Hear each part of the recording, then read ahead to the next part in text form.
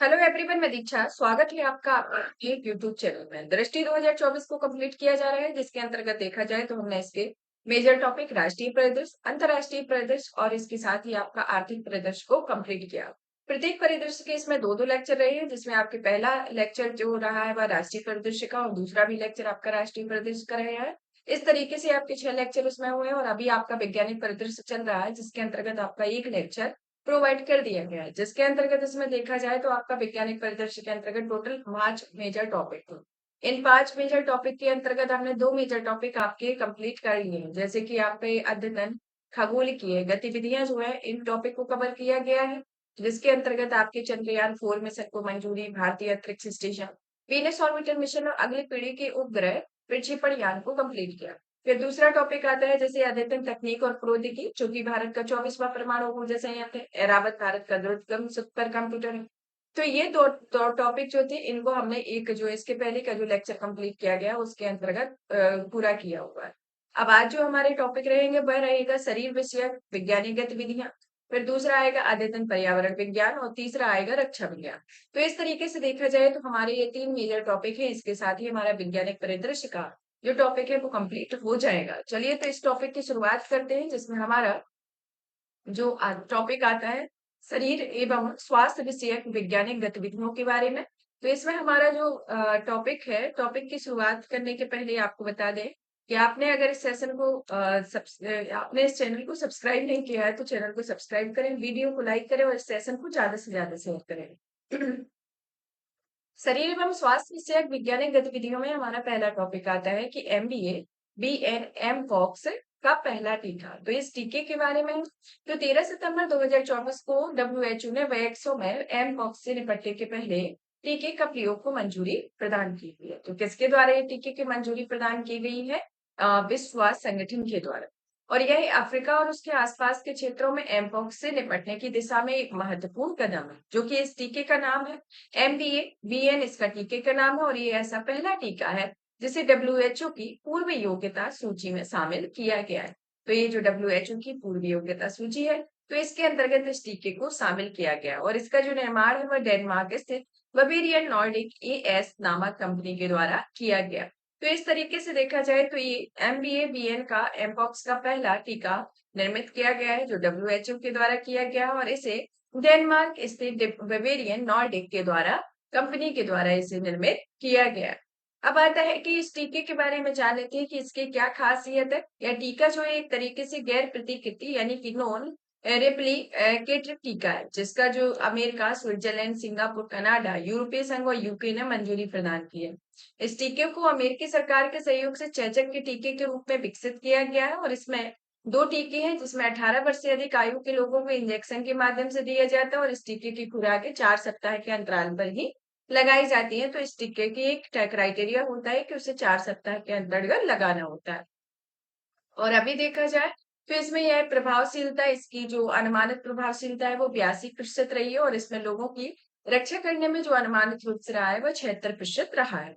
14 अगस्त 2024 को डब्ल्यूएचओ के महानिदेशक द्वारा कांगो लोकतांत्रिक गणराज्य और अन्य देशों में एमपॉक्स के बढ़ते प्रकोप को अंतर्राष्ट्रीय चिंता का सार्वजनिक स्वास्थ्य आपातकाल घोषित कर दिया गया था। इससे पूर्व 2012 में डब्ल्यूएचओ ने एमपॉक्स को एक वैश्विक प्रकोप को PHEIX को घोषित किया हुआ था। तो इस टीके के बारे में स्पेशलिटी है। अब आता है एमपॉक्स के बारे में कि एमपॉक्स आखिर होता क्या है, जिसका ये पहला टीका विकसित किया गया है और ये किस तरीके से प्रभावित करता है। ये जैसे कि एमपॉक्स जो है एक तरीके से विषाणु के संक्रमण से होने वाला एक दुर्लभ रोग है, जहां पर जेनेटिक रोग है और यह ऐसा रोग है जो कि पशुओं से मनुष्यों में प्रसारित होता है और ये रोग एक संक्रमित व्यक्ति से दूसरे व्यक्ति में फैल सकते हैं। मंकी पॉक्स विषाणु पॉक्सविरिडी परिवार के ऑर्थोपायरावाक्स प्रजाति के सदस्य होते हैं, जो कि इस टीके की जो पहचान है सर्वप्रथम 1998 की गई थी। इसमें बंदरों की आबादी पर शोध करते हुए यानी कि इनको ध्यान में रखते हुए इस टीके का शोध किया गया था और इसलिए इस रोग को मंकी पॉक्स का नाम दिया गया है। ये कोपेनहेगन स्थित डेनमार्क स्थित स्टेटिक सीरम इंस्टीट्यूट के बंदरों में शोध में इस रोग की सर्वप्रथम पहचान की गई और मनुष्यों में एमपॉक्स का जो पहला मामला है वर्ष 1970 में कांगो लोकतांत्रिक गणराज्य में दर्ज किया गया था और 28 नवंबर 2022 को विश्व स्वास्थ्य संगठन ने मंकी पॉक्स रोग का नाम बदलकर एम पॉक्स करने की घोषणा की हुई।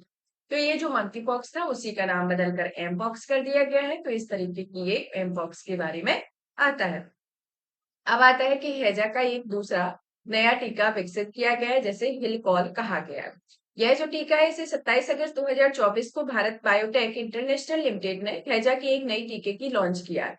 इस टीके को हिलकॉल नाम दिया गया है। ये एक तरीके से एकल स्ट्रैंड ओरल हैजा टीका है और इस टीके का विकास हिलमेल लेबोरेटरी द्वारा प्रदत्त लाइसेंस के तहत हैदराबाद स्थित भारत के बायोटेक द्वारा किया गया और हिलटेक 2 खुराकों के लिए दिया जाने वाला टीका है, जिसमें 1 वर्ष से अधिक आयु के बच्चों के लिए उपयुक्त होता है। ओरल हैजा टीकों की वैश्विक मांग प्रतिवर्ष जो है 100 मिलियन खुराकों से अधिक है और यह टीका 2030 तक हैजा से संबंधित मौतों में 90% तक कम करने में GTFCC यानी कि global task force on cholera control के लक्ष्य में महत्वपूर्ण योगदान देता है। तो ये जो आपका नया टीका विकसित किया गया है हैजा का नया टीका, और ये आपका एम पॉक्स का इसके पहले जो टीका विकसित किया गया है वो MBN PN इसके दो टीका एम पॉक्स का है यानी कि मंकी पॉक्स का है, और हिलकॉल जो टीका है वह हैजा का टीका है। अब आता है यूबिकॉल 5 टीका के बारे में, जो कि 12 अप्रैल 2024 को विश्व स्वास्थ्य संगठन ने हैजा के एक नए ओरल टीके की अपनी पूर्व मान्यता को सूची दी है। इस टीके का जो नाम है वह यूबिकॉल एस है, जो कि एक निष्क्रिय ओरल टीका है और इस टीके का विकास दक्षिण कोरिया स्थित यू बायोलॉजिकल कोऑपरेटिव लिमिटेड के द्वारा किया गया और इसमें WHO की पूर्व योग्यता सूची में इस कंपनी द्वारा विकसित यूबिकॉल तथा यूबिकॉल प्लस नामक ओरल हैजा टीके पहले से ही शामिल है। और यह जो हैजा एक अत्यधिक गंभीर अतिसारीय संक्रमण है और यह जो है वह विप्रयोग कोलेरा नामक जीवाणु के दूषित भोजन या जल के उपभोग करने से होता है। अब आता है R21 मैट्रिक्स एम के बारे में कि द्वितीय मलेरिया रोधी टीका 15 जुलाई 2024 को कोटे दी आइवरी अपनी नियमित टीकाकरण कार्यक्रम में R21M टीके को शामिल करने का विश्व का पहला देश बन गया। 2 अक्टूबर 2023 को विश्व स्वास्थ्य संगठन ने बच्चों में मलेरिया की रोकथाम के लिए एक नए टीके के प्रयोग की सिफारिश की है और नए टीकों को R21 मैट्रिक्स एम है और यह टीका जो है मलेरिया का दूसरा टीका है। और इसके पूर्व जो है 2021 में WHO द्वारा RTX AS01 यानी कि व्यावसायिक नाम का मास क्यूरिक्स नामक टीके के व्यापक प्रयोग को संस्तुति दी गई थी, तो इसके अंतर्गत आता है। और इस टीके का जो निर्माण है इसे यूके के जेनर इंस्टीट्यूट और सीरम इंस्टीट्यूट ऑफ इंडिया के द्वारा विकसित किया गया है। अब इस टीके के बारे में यही जानना जरूरी होता है, जैसे कि किसी टीके के इतने सारे टीके हैं कि इसका नया टीका विकसित किया गया, इसका नया टीका विकसित किया गया, तो इसमें आपको ये जानना है कि इस टीके का वैज्ञानिक नाम क्या है, इसे किसके द्वारा विकसित किया गया है और इसके किस नाम से जाना जाता है, या इसका पहला टीका है या दूसरा टीका है। और अगर पहला टीका है तो उसको और अच्छे से याद करना है, क्योंकि अभी तक उसके पहले अगर जैसे कि ये MBN जो अभी पहले जो टीका आया हुआ है एमपॉक्स का, तो 1958 में ये रोग था, लेकिन अभी इसका ये पहला टीका आया हुआ है, तो ये और ज्यादा स्पेशल हो जाता है। तो इस तरीके से देखा जाए तो ये जो टीके से रिलेटेड जो मेन पॉइंट है उनको आपको याद करना जरूरी है। जैसे कि इस टीके का जो विकास है वह अमेरिकी जैव प्रौद्योगिकी कंपनी नोवावैक्स इंक की एडजुवेंट प्रौद्योगिकी की भी महत्वपूर्ण भूमिका रही और इस टीके में नोवावैक्स का मेट्रिकेम एडजुवेंट शामिल है और यह एक सौपानिन आधारित एडजुवेंट है।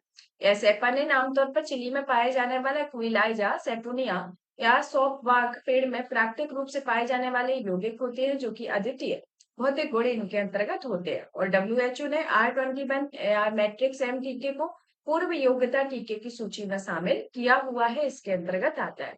अब आता है कि भारत में चांदीपुरा विषाणु के प्रकोप के बारे में कि जून 2024 के प्रारंभ में और 15 अगस्त 2024 के मध्य में केंद्रीय स्वास्थ्य एवं परिवार कल्याण मंत्रालय द्वारा भारत में AES यानी कि एक्यूट एन्सेफेलाइटिस सिंड्रोम के 245 मामले दर्ज किए गए। इसमें देखा जाए तो 64 मामले जो है वह चांदीपुरा विषाणु के रहे। तो मामले तो इतने याद नहीं रखने हैं कि कितने मामले दर्ज किए गए, कितना क्या रहा है, लेकिन ये देखना है कि ये पहला इसका पॉइंट आएगा कि जैसे कि पिछले 20 वर्षों में ये सबसे बड़ा प्रकोप रहा है, इसका वर्तमान का ये रहा है और यह देश में चांदीपुरा पूरा विषाणु वर्तमान प्रकोप से सर्वाधिक प्रभावित गुजरात रहा है और यह CHPV यानी कि रब्डोविरिडे परिवार का सदस्य है। और यह विषाणु जो है वह विशेष रूप से मानसून के मौसम के दौरान देश के पश्चिमी, मध्य और दक्षिणी भागों में छिटपुट मामलों और प्रकोप के कारण बनता है। या मक्खियों, मच्छरों और किल्ली जैसे रोग वाहक के द्वारा प्रसारित होते हैं, जिसमें रोग अधिकतर 15 वर्ष से कम आयु के बच्चों को प्रभावित करता है। इसके अंतर्गत आता है। अब आता है डेंगू का एक नया टीका विकसित किया गया है। क्यों डेंगा?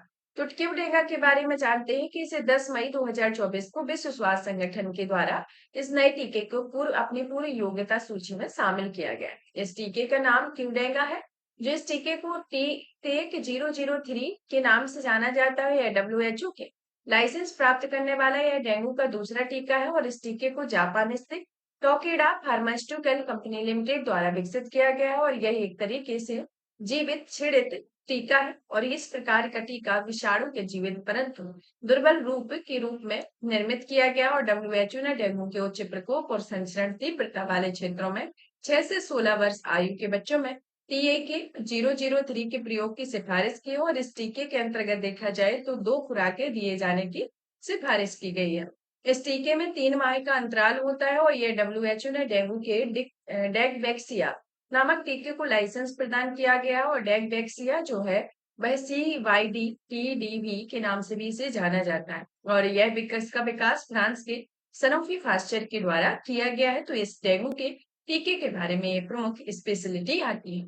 अब डेंगू के बारे में जान लेते हैं कि डेंगू किस तरीके का रोग है। और ये जो डेंगू का स्वदेशी टीका डेंगुओल विकसित किया गया है उसके बारे में भी जान लेते हैं। तो डेंगू जो है एक तरीके से विषाणु जनित रोग होते हैं जो लोगों में मच्छरों के द्वारा प्रसारित होते हैं। और इसमें मादा मच्छर यानी कि मुख्य रूप से जो एडीज इजिप्टी मच्छर के काटने से मनुष्य में प्रसारित होता है। और ये मुख्य रूप से डेंगू वायरस में 4 प्रकार हैं जो कि अलग अलग होते हुए भी आपस में घनिष्ठ रूप से संबंधित होते हैं। तो ये टीके के बारे में है। डेंगुओल जो कि डेंगू का स्वदेशी टीका है जिसे 14 अगस्त 2024 को भारत में पहली बार डेंगू के किसी तीसरे टीके के तीसरे चरण में नैदानिक परीक्षणों का शुभारंभ किया गया था। इसकी घोषणा जो है वह भारतीय चिकित्सा अनुसंधान परिषद और पेनेसिया बायोटेक के द्वारा की गई है, जो कि ऐतिहासिक परीक्षणों के तहत भारत के स्वदेशी टेट्रावेलेंट डेंगू टीके की प्रभावकारिता का मूल्यांकन किया जाएगा। डेंगुओल जो है एक तरीके से इस स्वदेशी डेंगू टीके का विकास पेनिशिया बायोटेक द्वारा किया गया और इस टीके के तीसरे चरण में नैदानिक परीक्षण में 18 राज्यों के शासित प्रदेशों के 19 स्थलों में क्रिया कार्यान्वित किए जाएंगे। और वर्तमान में भारत में डेंगू के विरुद्ध कोई एंटीवायरल उपचार या लाइसेंस प्राप्त टीका उपलब्ध है नहीं है। तो इस तरीके से देखा जाए तो डेंगू के ये टीके के बारे में आता है। अब आता है हमारा नेक्स्ट आता है मैन 5CV के बारे में, जो कि मेनिनजाइटिस का 5-in-1 टीका है। इस टीके को 15 अप्रैल 2024 को विश्व स्वास्थ्य संगठन यानी कि WHO के द्वारा निपटने के लिए इसे 5-in-1 नए 5-in-1 को लॉन्च करने के लिए नाइजीरिया और विश्व का पहला टीका ये बन गया है। इस टीके की जो WHO की अनुशंसा को लॉन्च किया गया और इस टीके का नाम मैन 5CV रखा गया है। और यह टीका जो है मेनिंगोकोकल जीवाणु की 5 प्रमुख नस्लों जिसमें ACWYZ के विरुद्ध प्रतिरक्षा प्रदान करता है। इसमें देखा जाए तो इसकी 5 नस्लें का एक कारण है। और यह मेनिंजाइटिस एक गंभीर बीमारी होती है जो मनुष्य और मस्तिष्क और रीढ़ की हड्डी को आच्छादित करती है और उनकी सुरक्षा करने के लिए झिल्लियों में सूजन आती है। और इस रोग से जीवाणु, विषाणु, कप्पों और परजीवियों की कई प्रजातियों के कारण होता है। तो ये जरूरी नहीं है कि एक ही जीवाणु या विषाणु या परजीवियों के कारण हो। यह हर एक तरीके से ये रोग होता है जिस कारण से देखा जाए तो ये एक गंभीर बीमारी होती है जो मस्तिष्क और रीढ़ की हड्डी में एक तरीके से उनकी झिल्लियों में सूजन पैदा करती है। तो ये मेनिंजाइटिस के बारे में है। अब आता है हमारे टीकों के बारे में। तो फिनिश होता है कि कौन कौन से टीके हैं और इसमें आगे भी और कई तरीके के टीके आएंगे जिसकी हाल फिलहाल में खोज की गई है। मतलब कि 1 सितंबर 2023 से 30 सितंबर 2024 तक का इसमें एक डेटा दिया गया है। तो इसके अंतर्गत कौन कौन से नए टीके विकसित किए गए हैं उनके बारे में। ग्लोबल हेपेटाइटिस रिपोर्ट 2024 के बारे में बात करते हैं कि यह जो रिपोर्ट है इसे 9 अप्रैल 2024 को जारी किया गया है।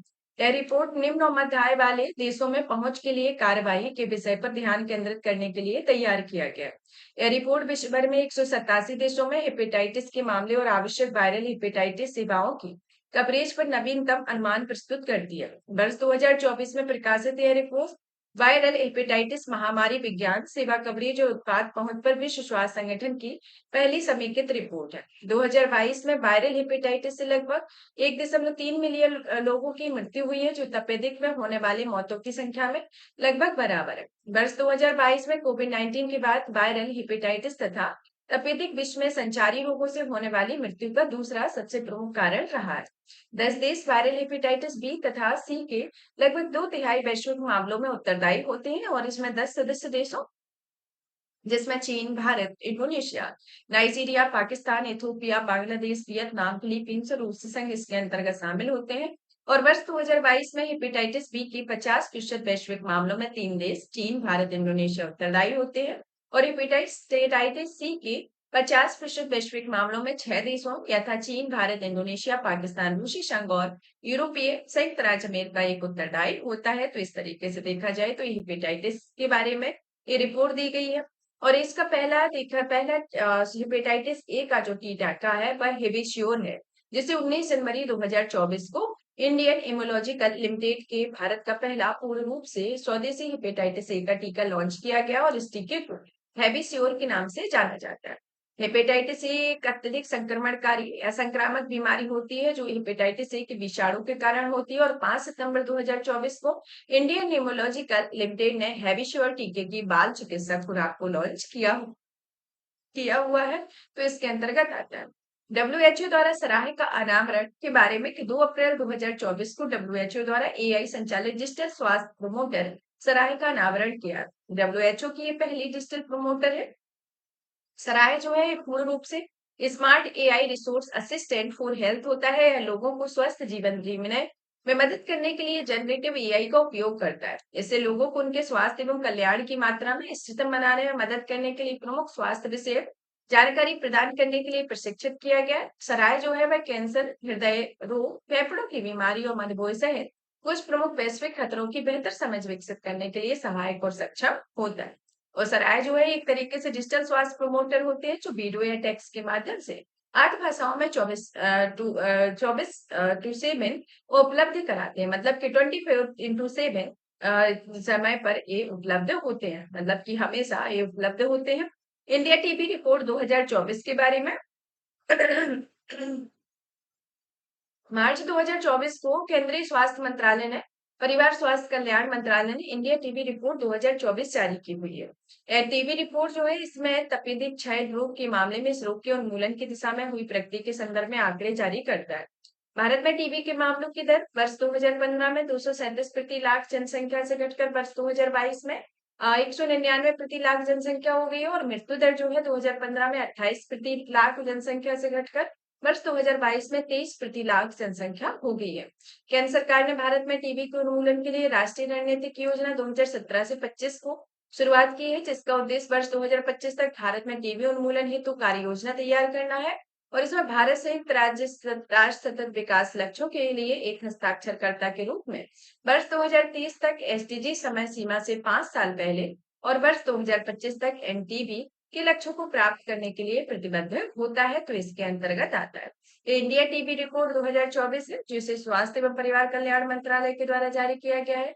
अब आता है डब्ल्यूएचओ द्वारा कोविनेट का अनावरण के बारे में कि इसे मार्च 2024 में विश्व स्वास्थ्य संगठन के द्वारा सार्स कोव 2 और मार्स कोव और उभरते कोरोना विषाणुओं की निगरानी के लिए एक वैश्विक नेटवर्क कोविनेट का अनावरण किया है। कोविनेट जो है एक तरीके से कोरोना विषाणुओं के लिए एक वैश्विक नेटवर्क है। वैश्विक प्रयोगशालाओं का यह नेटवर्क मानव, पशु और पर्यावरणीय कोरोना विषाणुओं की निगरानी में विशेषज्ञता रखता है। कोविनेट जो है एक तरीके से इसका पूर्ण नाम डब्ल्यूएचओ कोरोना वायरस नेटवर्क होता है और यह सभी 6 डब्ल्यूएचओ क्षेत्रों में स्थित 21 देशों की 36 प्रयोगशालाएं शामिल हैं, जिनमें 3 भारतीय प्रयोगशालाएं भी शामिल होती हैं। कोविनेट की स्थापना जो है वह प्रथम डब्ल्यूएचओ सार्स कोव 2 के संदर्भ में प्रयोगशाला नेटवर्क द्वारा रखी गई नींव पर आधारित होती है, जिसे जनवरी 2020 में महामारी के प्रारंभिक चरणों के दौरान स्थापित किया गया। कोविनेट जो है वह शामिल भारतीय प्रयोगशालाएं होती है, जिसके अंतर्गत आती है आपकी ट्रांसनेशनल स्वास्थ्य विज्ञान प्रौद्योगिकी संस्थान, दूसरी आती है आईसीएमआर राष्ट्रीय विज्ञान विषाणु विज्ञान संस्थान पुणे, सीएसआईआर राष्ट्रीय पर्यावरण अभियांत्रिकी अनुसंधान संस्थान, ये आते हैं। इसका उद्देश्य जो है वह कोरोना विषाणुओं के विरुद्ध वैश्विक निगरानी और प्रतिक्रिया क्षमता को बढ़ाना होता है और यह कोरोना विषाणुओं के लिए एक नया वैश्विक नेटवर्क है जो कि सार्वजनिक स्वास्थ्य महत्व के कोरोना विषाणुओं का समय पर पता लगाने और उनकी निगरानी और स्वास्थ्य मूल्यांकन के लिए सुनिश्चित करता है। केप वर्डे के बारे में, जो कि एक मलेरिया मुक्त देश बन गया है, कि 12 जनवरी 2024 को विश्व स्वास्थ्य संगठन ने मलेरिया मुक्त देश के रूप में से प्रमाणित किया है और अभी तक कुल 43 देशों में एवं एक क्षेत्र में मलेरिया मुक्त के रूप में इसे प्रमाणित किया जा चुका है। केप वर्डे डब्ल्यूएचओ अफ्रीकी क्षेत्र में मलेरिया मुक्त के रूप में प्रमाणित होने वाला तीसरा देश है। इसके पूर्व मॉरिशस 1973, अल्जीरिया 2009 को इस क्षेत्र में मलेरिया मुक्त देश के रूप में प्रमाणित किया गया और केप वर्डे जो है वह मध्य अटलांटिक के 10 द्वीपों का एक समूह होता है। वर्ल्ड विश्व मलेरिया रिपोर्ट 2023 और भारत के बारे में, कि यह रिपोर्ट जो है डब्ल्यूएचओ द्वारा जारी की गई और 2022 में वैश्विक स्तर पर 249 मिलियन मलेरिया के मामले दर्ज किए गए। वर्ष 2022 में वैश्विक स्तर पर लगभग 6,08,000 लोगों को मलेरिया से मृत्यु हुई है और इसमें 2022 के अनुसार दक्षिण पूर्व एशिया में मलेरिया के कुल मामलों में भारत 66% के लिए जिम्मेदार होता है। नेक्स्ट आती है वैश्विक तपेदिक रिपोर्ट 2023 के बारे में, यानी कि वर्ल्ड ग्लोबल ट्यूबरकुलोसिस रिपोर्ट 2023 के बारे में, जिसे 7 नवंबर 2023 को डब्ल्यूएचओ के द्वारा यह रिपोर्ट जारी की गई। इस रिपोर्ट के अंतर्गत देखा जाए तो इसमें कुल 192 देशों और क्षेत्रों और टीबी के मामले इस आंकड़ों पर आधारित होते हैं और टीबी के रिपोर्ट के अनुसार कोरोना वायरस बीमारी के बाद विश्व में एक संक्रामक कारक में होने वाली मृत्यु के मामले में टीबी दूसरा प्रमुख कारण रहा है। वर्ष 2022 में विश्व स्तर पर टीबी से ग्रसित हुए लोगों की संख्या 7.5 मिलियन रही और विश्व स्वास्थ्य संगठन ने वर्ष 1995 में प्रारंभ की गई वैश्विक टीबी निगरानी के लिए टीबी से पीड़ित लोगों की यह उच्चतम संख्या रही। इसमें पूरे विश्व में टीबी के 2/3 मामले, जिनमें 8 रहे हैं, भारत में 27%, इंडोनेशिया में 10, चीन में 7.1%, फिलीपींस में 7.0, पाकिस्तान में 5.7, नाइजीरिया में 4.5, बांग्लादेश में 3.6 और कांगो लोकतांत्रिक गणराज्य में ये 3.0 रहा है। 22 सितंबर 2023 को तपेदिक पर संयुक्त राष्ट्र की दूसरी उच्च स्तरीय बैठक का आयोजन किया गया है, इसके अंतर्गत आता है।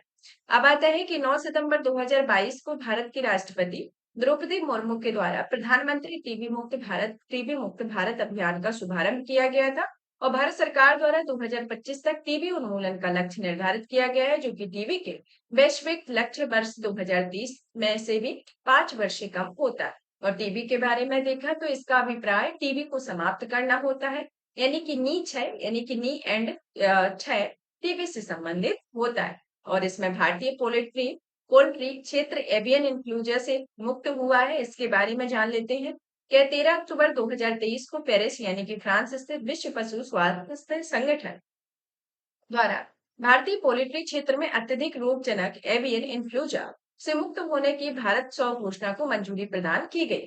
विश्व पशु स्वास्थ्य संगठन द्वारा यह मंजूरी विश्व अंडा दिवस के अवसर पर प्रदान की गई और यह भारत अब अत्यधिक संक्रामक एवियन इन्फ्लुएंजा या बर्ड फ्लू से मुक्त हो गया है। एवियन इन्फ्लुएंजा या बर्ड फ्लू एवियन पक्षी इन्फ्लुएंजा या फ्लू प्रकार ए विषाणु के संक्रमण से होने वाली बीमारी को संदर्भित करता है, तो इसके संदर्भ में आता है। अब आता है अद्यतन पर्यावरण विज्ञान। इसमें शरीर एवं स्वास्थ्य संबंधित जो भी इम्पोर्टेंट टॉपिक थे उनको कंप्लीट किया गया। अब आते हैं पर्यावरण विज्ञान के बारे में। तो इसमें जो हमारी पहली आती है इंटरनेशनल बिग कैट अलायंस के बारे में, कि जैसे 20 सितंबर 2024 को प्रधानमंत्री नरेंद्र मोदी की अध्यक्षता में केंद्रीय मंत्रिमंडल ने इंटरनेशनल बिग कैट अलायंस का एक सदस्य बनने के लिए भारत के प्रस्ताव को स्वीकृति प्रदान की। इसकी स्थापना जो है वह इसमें इस फ्रेमवर्क समझौते पर हस्ताक्षर उसका अनुसमर्थन कर भारत में आईबीसीए का सदस्य बन गया है और भारत सहित 4 देश जिसमें आईबीसीए के सदस्य बने हुए हैं, जिनमें 3 अन्य आते हैं, निकारागुआ, इस्वातिनी, सोमालिया आता है और 9 अप्रैल 2023 को प्रधानमंत्री नरेंद्र मोदी ने आईबीसीए को औपचारिक रूप से लॉन्च किया हुआ है और संयुक्त राष्ट्र के सभी सदस्य देश इसके पात्र हैं और 29 फरवरी 2024 को प्रधानमंत्री नरेंद्र मोदी की अध्यक्षता में केंद्रीय मंत्रिमंडल ने इंटरनेशनल बिग कैट अलायंस की स्थापना को मंजूरी दी हुई है, जिसका मुख्यालय भारत में है और यह जो अलायंस इसे 2023-24 से 2027-28 में 5 वर्षीय अवधि के लिए 150 करोड़ की एक मुफ्त बजटीय सहायता का प्रावधान किया गया और इस अलायंस में विश्व के 7 बिग कैट्स होती है, जिसमें बाघ, शेर, तेंदुआ, हिम तेंदुआ, प्यूमा, जगुआर और चीता के संरक्षण और सुरक्षा पर ये ध्यान केंद्रित करेगा, तो इसके अंतर्गत आते हैं। इस अलायंस के सदस्यों में इन प्रजातियों को शरण देने वाला देश शामिल है और इसमें 7 बिग कैट में 5 बिग कैट और बाघ, शेर, तेंदुआ, हिमतेंदुआ, चीता भारत में पाए जाते हैं। और यह एक तरीके से देखी जाए तो ये एक बहु एजेंसी गठबंधन के रूप में बहुदेशीय परिकल्पना के तौर पर इसे विकसित किया गया है। इसमें 95 बिग कैट रेंज देशों, बिग कैट के संरक्षण में रुचि रखने वाले गैर रेंज देशों और गैर बिग कैट्स के संरक्षण के क्षेत्र में कार्यरत संरक्षण भागीदारों और वैज्ञानिक संगठनों आदि का एक गठबंधन होता है। अब आता है कि हाल ही में 2 नए रामसर स्थल शामिल किए गए कि 14 अगस्त 2024 को भारत के में 78वें स्वतंत्रता दिवस की पर भारत की 3 नई आर्द्रभूमियों को अंतर्राष्ट्रीय महत्व की आर्द्रभूमि में सूची के रूप में सूचीबद्ध किया गया।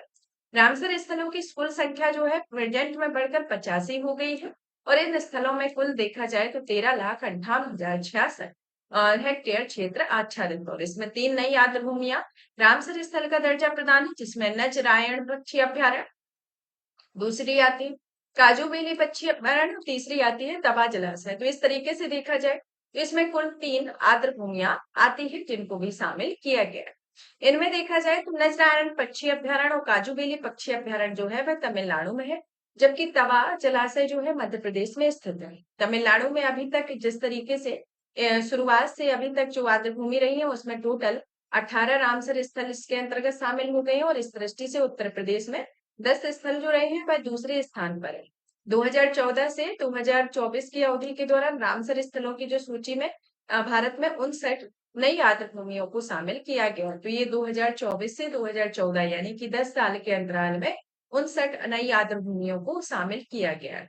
उत्तर प्रदेश में 10 है, सर्वाधिक आती है तमिलनाडु में जिसमें 18 है और पहले इसमें 16 थी लेकिन अभी प्रेजेंट में इसमें 2 और जुड़ गए। नजराइन पक्षी अभ्यारण्य जो है वो एक तरीके से मीठे पानी की झील है। यह तमिलनाडु के त्रिवुर जिले में स्थित होती है और इस झील का जो नामकरण है कई सदियों पूर्व इस क्षेत्र में शासन करने वाले राजा नजरायण के नाम पर किया गया, जिन्होंने इस झील का मरम्मत और जीर्णोद्धार कराया था। इसकी समृद्ध पक्षी विविधता के कारण इस झील को तमिलनाडु का 17वां पक्षी अभ्यारण्य में घोषित किया गया है। काजू बेली पक्षी अभ्यारण्य जो एक तरीके से वर्ष 2021 में तमिलनाडु का 16वां पक्षी अभ्यारण्य है और यह स्थल प्रायद्वीपीय भारत में खारे पानी की दूसरी सबसे बड़ी झील है। विलुपुरम जिले में कोरोमंडल तट पर स्थित है और यह झील ओपुकली क्रीक और एदाय फिट्टू मोहानी के द्वारा बंगाल की खाड़ी से जुड़ी हुई है। तो ये दूसरे तरीके की एक काजूबेली पक्षी अभ्यारण्य है जो कि तमिलनाडु का है और ये इसके पहले जो रहा है वह नजरायण पक्षी अभ्यारण्य, ये भी तमिलनाडु का है जो कि तिरुपुर जिले में स्थित है। तवा जलाशय जो है वह मध्य प्रदेश के नर्मदापुरम जिले में स्थित है और इसका निर्माण तवा और देनवा नदियों के संगम पर किया गया। यह छिंदवाड़ा जिला महादेव पहाड़ियों तथा तवा नदी का एक उद्गम स्थल है और इसमें तवा नदी नर्मदा नदी की सबसे लंबी सहायक नदी है। तवा जली एक मानव निर्मित आर्द्रभूमि है जिसका निर्माण मुख्यतः सिंचाई के उद्देश्य से किया जाता है और यह जलाशय सतपुड़ा बाघ अभ्यारण्य के अंतर्गत आता है। तवा जलाशय मध्य प्रदेश स्थित सबसे बड़ा संरक्षित क्षेत्र हो। 5 जून 2024 को विश्व पर्यावरण दिवस के अवसर पर घोषणा की गई थी कि भारत की 2 आर्द्रभूमियों के रूप में यानी कि एक नकटी पक्षी अभ्यारण्य, नागी पक्षी अभ्यारण्य को अंतर्राष्ट्रीय महत्व की आर्द्रभूमि के रूप में सूचित किया जाएगा और दोनों जामसर स्थल जो है वह मानव निर्मित और बिहार के जम्मू में झाझा वन रेंज में स्थित है। नकटी नदी और नकटी बांध के निर्माण के लिए नकटी पक्षी अभ्यारण्य की रचना की गई है और इसमें देखा जाए तो नागी पक्षी अभ्यारण्य जो है एक तरीके से जलाशय है जिसमें नागी नदी पर निर्मित है। चलिए तो जान लेते हैं प्रमुख जो रामसर स्थल है, जो टोटल संख्या अभी 85 हो गई है, तो इसके बारे में जान लेते हैं। जैसे कि इसमें राज्यों और केंद्र शासित प्रदेश दिए गए हैं, स्थल का नाम दिया गया है, सूची में शामिल होने की तिथि और क्षेत्रफल दिया गया है। तो हम इनमें अकेले नाम बता देते हैं क्योंकि आप डेट तो प्रत्येक की याद नहीं हो पाती है। बस ये रहता है कि आपका जो लेटेस्ट वाला है उनका, जैसे कि आपका 2023-24 में जो भी अभी लेटेस्ट रहे हैं या और मध्य प्रदेश आप या उत्तर प्रदेश या बिहार का एग्जाम दे रहे हैं तो उसके नामों को याद रखना है कि उसके अंतर्गत कौन किसकी स्थापना की गई थी। तो इन सबको जैसे कि को जो भी स्टेट पीसीएस टारगेट कर रहे हैं तो उनके लिए ये रामसर स्थल के डेट भी याद कभी कभी पूछ लिया जाता है और या फिर कौन सबसे बड़ा है, कौन सबसे छोटा है, कौन एक अलग तरीके से खासियत रखता है, तो इस तरीके के क्वेश्चन आपके पूछे जाते हैं। तो हम इनमें हमारा पहला जो राज्य आता है वह आता है तमिलनाडु। तमिलनाडु में आपकी आती है मन्नार की खाड़ी समुद्री जीव मंडल रिजर्व पॉइंट कैलीमर वन्यजीव एवं पक्षी अभ्यारण्य, Pichavaram mangrove, Pallikaranai marsh reserve forest, Vellode पक्षी अभ्यारण्य, कुथुनकुलम पक्षी अभ्यारण्य, करीकली पक्षी अभ्यारण्य, उद्यान मार्थनाथ पक्षी अभ्यारण्य, वेदांतंगल पक्षी अभ्यारण्य, बेम्बनूर वेटलैंड कॉम्प्लेक्स, चित्रांगुडी पक्षी अभ्यारण्य, सुचिंद्रम हेरूर वेटलैंड कॉम्प्लेक्स, बुडोवुड पक्षी अभ्यारण्य, कांचीपुरम पक्षी अभ्यारण्य, कराईबेट्टी पक्षी अभ्यारण्य, लॉन्गवुड सोला रिजर्व, नंजरायण पक्षी अभ्यारण्य और काजू वेली पक्षी अभ्यारण्य जो कि लेटेस्ट है, जिसे 16 जनवरी 2024 को इन दोनों को इसमें शामिल किया गया। अब दूसरे नंबर पर आता है उत्तर प्रदेश। तो उत्तर प्रदेश में दो है, आप यूपीपीसीएस टारगेट कर रहे हैं तो इनके डेट भी याद कर लेते हैं, जैसे कि ऊपरी गंगा नदी जिसे 2005 में शामिल किया गया, हैदरपुर आर्द्रभूमि को 2021 में, बखीरा वन्यजीव अभ्यारण्य को 2021 में शामिल किया गया। समरसपुर पक्षी अभ्यारण्य, पार्वती अर्गा पक्षी अभ्यारण्य, समन पक्षी अभ्यारण्य ये जो है, और इसके साथ सांडी पक्षी अभ्यारण्य, नवाबगंज पक्षी अभ्यारण्य और सरसई नवर पक्षी अभ्यारण्य, इन सभी को 2019 में और सूर सरोवर पक्षी अभ्यारण्य सूर सरोवर को 2020 में इसके अंतर्गत शामिल किया गया। तो टोटल देखा जाए तो यहाँ पर 10 आते हैं। फिर आता है आपका पंजाब, जहां पर 6 रामसर साइट है, व्यास संरक्षण रिजर्व, हरिके झील, रोपण, केसुपुर मियामी सामुदायिक रिजर्व, इस्त्रकांजलि, नांगल वन्यजीव अभ्यारण्य इसके प्रमुख है। फिर आता है उड़ीसा, जिसमें आता है चिल्का झील, सतकोशी, भीतरकर्णिका, तंपारा झील, हीराकुद जलाशय, अंशुपा झील इसके अंतर्गत आती है। फिर आता है जम्मू कश्मीर, जहां पर 5 है, जिसमें आती है आपकी बुलर झील, जिसे 1990 में यानी कि सबसे पहले ये आई हुई थी। फिर आता है होकिरा आर्द्रभूमि, सुरिशाई मानसक झील, इसके बाद आता है हाईगम आर्द्रभूमि संरक्षण रिजर्व, सालबुग आर्द्रभूमि संरक्षण रिजर्व इसके अंतर्गत आते हैं। फिर आता है मध्य प्रदेश, जहां पर आती है भोज आर्द्रभूमि, सांग सागर, सिरपुर आर्द्रभूमि, यशवंत सागर, तवा जलाशय जो कि अभी लेटेस्ट है, जिसे 8 जनवरी 2024 को शामिल किया गया। कर्नाटक के अंतर्गत देखा जाए तो इसमें आता है रंगनतिट्टू पक्षी अभ्यारण्य, फिर आता है आपका अंग समुद्र पक्षी संरक्षण रिजर्व, फिर अगनासनी एस्चुरी, मगधी केरे संरक्षण रिजर्व आता है। गुजरात जहां पर 4 है, जिसमें आता है नल सरोवर, थोल झील वन्यजीव अभ्यारण्य, बधवाना आर्द्रभूमि के खिजड़िया वन्यजीव अभ्यारण्य। हिमाचल प्रदेश में 3 आती है, जिसमें बोंगबान झील, चंद्रताल आर्द्रभूमि, रेणुका आर्द्रभूमि जो कि सबसे छोटी है। केरल के अंतर्गत आती है बेमनाथ फूल आर्द्रभूमि, अष्टमुदी आर्द्रभूमि, सस्ताकोटम झील आती है। महाराष्ट्र के अंतर्गत आती है नादूर, मधुमेश्वर, लोनार झील, थाड़े क्रीक आता है। बिहार में आती है काबरताल आर्द्रभूमि, नकटी पक्षी अभ्यारण्य, नागी पक्षी अभ्यारण्य। लद्दाख में आता है तुसु मोरेरी, तुसुकर आर्द्रभूमि कॉम्प्लेक्स आता है। हरियाणा में भिंडवास वन्यजीव अभ्यारण्य, सुल्तानपुर राष्ट्रीय उद्यान आता है। राजस्थान में आता है सांभर झील, केवला देव राष्ट्रीय उद्यान। पश्चिम बंगाल में आता है सुंदरबन आर्द्रभूमि जो कि सबसे बड़ी है। पूर्वी कलकत्ता आर्द्रभूमि, और इस तरीके से आपका जो सबसे छोटी है रेणुका आर्द्रभूमि हिमाचल प्रदेश में है, और बेमनाथ जो है वह आपकी केरल में स्थित है, जो कि सबसे बड़ी। सुंदरबन आर्द्रभूमि जो कि सबसे बड़ी है, जो कि पश्चिम बंगाल में स्थित है। उत्तराखंड में एक आती है आसन संरक्षण रिजर्व, गोवा में एक आती है नंदा झील जिसे 2022 में शामिल किया गया। आर्द्रभूमि आंध्र प्रदेश में आती है कोलेरू झील, असम में दीपोर झील, मणिपुर में लोकटक झील, पाला आर्द्रभूमि मिजोरम में, उत्तर पूर्व में रुद्र सागर आर्द्रभूमि झील आती है। तो इस तरीके से देखा जाए तो ये टोटल 85 आर्द्रभूमि है जो भारत के 28 राज्य और राज्य केंद्र शासित प्रदेशों में स्थित है। नेक्स्ट आता है विश्व वायु गुणवत्ता रिपोर्ट 2023 के बारे में। 19 मार्च 2024 को स्विट्जरलैंड स्थित वायु गुणवत्ता सूचकांक कंपनी प्रौद्योगिकी ने इस रिपोर्ट को जारी किया है। यह रिपोर्ट का 6वां संस्करण है। इसमें देखा जाए तो 134 देशों या क्षेत्रों के 7,812 शहरों के PM 2.5 वायु गुणवत्ता आंकड़े इसमें आधारित होते हैं। PM 2.5 संबंधित आंकड़ों को माइक्रोग्राम प्रति घन मीटर की इकाई में दर्ज किया गया, और यह वर्ष 2023 में विश्व के 7 देशों में PM 2.5 के संदर्भ में WHO के वार्षिक दिशा निर्देश मान अर्थात 5 माइक्रोग्राम प्रति मीटर क्यूब या उससे कम प्राप्त करने की सफलता प्राप्त किए गए। और इसमें 7 देश आते हैं, जिसमें Australia, Estonia, Finland, Grenada, Iceland, Mauritius और न्यूजीलैंड आते हैं। भारत में PM 2.5 में वार्षिक औसत सांद्रता WHO के PM 2.5 से संबंधित वार्षिक दिशा निर्देशों के 10 गुने से अधिक होती है। विश्व वायु गुणवत्ता रिपोर्ट 2023 के अनुसार वर्ष 2023 में भारत विश्व और मध्य एवं दक्षिण एशिया का तीसरा सर्वाधिक प्रदूषित देश है। पार्टिकुलेट मैटर के बारे में जान लेते हैं कि यह मैटर का तात्पर्य सांस लेने योग्य कणों से होता है और यह मैटर जो है वह sulphate, nitrate, ammonia, sodium chloride, black carbon, खनिज धूल से और जलाजल शामिल होते हैं। विनियामकी ढांचे और स्वास्थ्य के लिए प्रासंगिक होने की दृष्टि से इसे आम पार्टिकुलेट मैटर PM2.5 और PM10 इसमें शामिल है। PM2.5 जो है वह 2.5 माइक्रोमीटर और उससे कम वायुगतिकीय व्यास वाले कण होते हैं। PM2.5 को फाइन पार्टिकुलेट मैटर के नाम से जाना जाता है और यह 10 माइक्रोमीटर या उससे कम वायुगतिकीय व्यास वाले कण होते हैं। वर्ल्ड वायु गुणवत्ता सूचकांक के बारे में, वायु गुणवत्ता जो रिपोर्ट आई हुई है उस रिपोर्ट के प्रमुख आंकड़ों के बारे में जान लेते हैं।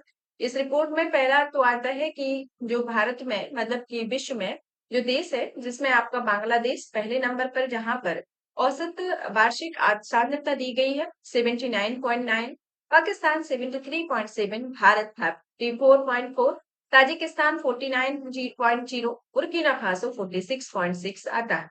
विश्व में सर्वाधिक प्रदूषित राजधानी शहर जिसमें नई दिल्ली भारत, ढाका बांग्लादेश, ओगाडोजू बुर्किना फासो आता है।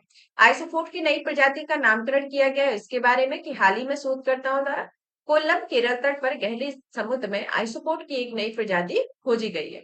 यह आइसोपोड की एक नई प्रजाति को ब्रूसेफोरा इसरो नाम दिया गया है और यह चंद्रयान-3 की सफलता, पान अंतरिक्ष अभियानों में उत्कृष्ट प्रदर्शन के कारण आइसोपोड्स की इस नई प्रजाति का नाम भारतीय अंतरिक्ष अनुसंधान संगठन के नाम पर रखा गया है। यह प्रजाति की जो पहचान है फिरोजपुर विश्वविद्यालय की सेटो इंग्लैंड सी कार्बन न्यूट्रल रिसर्च सेंटर के सहायक प्रोफेसर पीटी अनीश के द्वारा की गई। ब्रूसीथोरा इसरो के बारे में कि भारत में पाई जाने वाली ब्रूसीथोरा जीनस की ये दूसरी प्रजाति और यह नई प्रजाति स्पाइनोजा ग्रीन आई नामक समुद्री मछली की गिल गुहा के अंदर पाई गई। यह प्रजाति मादाएं नर की अपेक्षा काफी बड़ी होती है और इस प्रजाति में मादाओं की लंबाई लगभग 19 मिलीमीटर और चौड़ाई 6 मिलीमीटर तक होती है, जबकि नर इसके आधे आकार के होते हैं। अब आता है कि इसमें आइसोपोड के बारे में जानते हैं जो कि एक आकशेरुकी यानी कि बिना रीढ़ की हड्डी वाले जानवरों अर्थात जीवों का एक समूह होता है। पशुओं के बृहद समूह पर क्रिटेशियंस से संबंधित होते हैं जिसमें केकड़ा और झींगा मछली इसमें शामिल होती है और विश्व में आइसोपोड्स की जो संख्या है वह 10,000 प्रजाति। इस आइसोपोड्स में प्रजातियों और रेगिस्तानों से लेकर गहरे समुद्र तक अलग अलग प्रकार के आवासों में निवास करने वाले वे विश्व भर में वितरित होते हैं और आइसोपोड की ज्ञात प्रजातियों में लगभग आधी प्रजातियां जो है वह समुद्र में निवास करती हैं। कुल आइसोपोड्स की जो प्रजातियां हैं वह स्वतंत्र रूप से रहती है जबकि कुछ समुद्री प्रजातियां परजीवी व्यवहार प्रदर्शित करती हैं जो जीविका के लिए अन्य जानवरों पर निर्भर होती है।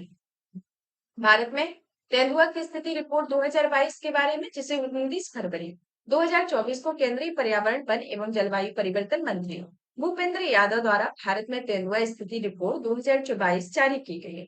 यह रिपोर्ट जो है वह राष्ट्रीय बाघ संरक्षण प्राधिकरण और भारतीय वन्य जीव संस्थान द्वारा राज्य वन विभाग के सहयोग के पर संचालित है और इस रिपोर्ट में भारत में तेंदुओं की आबादी 13,874 अनुमानित है।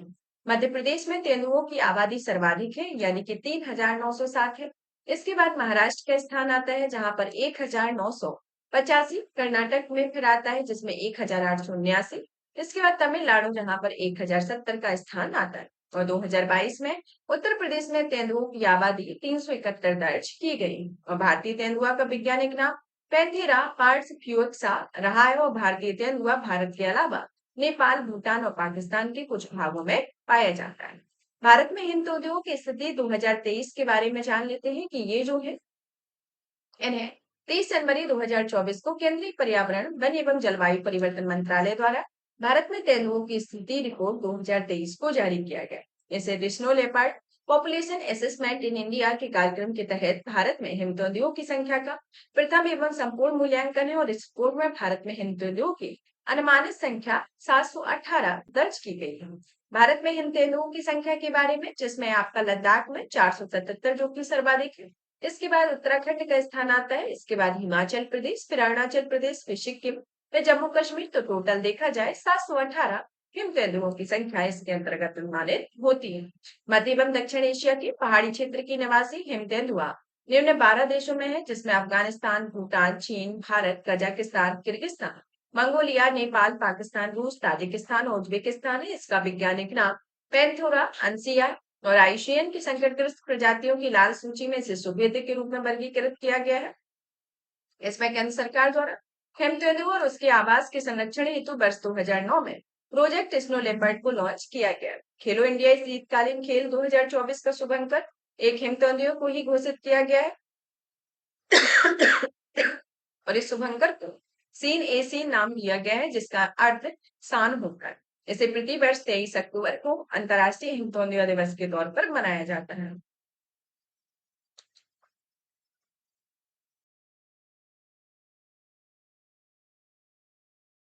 अब आता है कि बर्निहाट भारत का सबसे प्रदूषित शहर बना है। इसके बारे में कि बर्निहाट भारत का सबसे प्रदूषित शहर रहा है, जिसे जनवरी 2024 में एक स्वतंत्र अनुसंधान एवं संगठन यानी कि centre for research in energy and clean area द्वारा ट्रेसिंग द एलएचजी के एयर 2024 नामक रिपोर्ट जारी की गई।